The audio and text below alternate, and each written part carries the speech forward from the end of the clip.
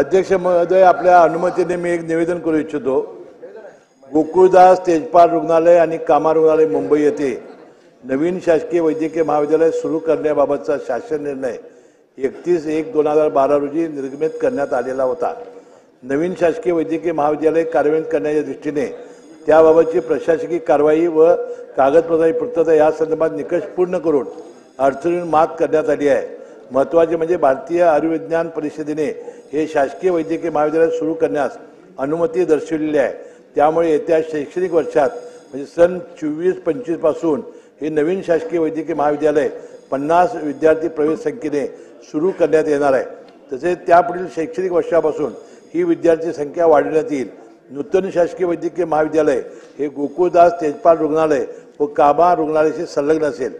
त्यामुळे डॉक्टरांची संख्या वाढून दक्षिण मुंबईतील जनतेला रुग्ण उपचार सेवा तात्काळ उपलब्ध होण्यास मदत होईल। माननीय विधानसभा अध्यक्ष आणि कुलाबा विधानसभेचे सन्माननीय सदस्य ॲडव्होकेट राहुल नार्वेकर साहेब यांनी या संदर्भात पुढाकार घेऊन सातत्याने संबंधित विभागाकडे पाठपुरावा सुरू ठेवला होता।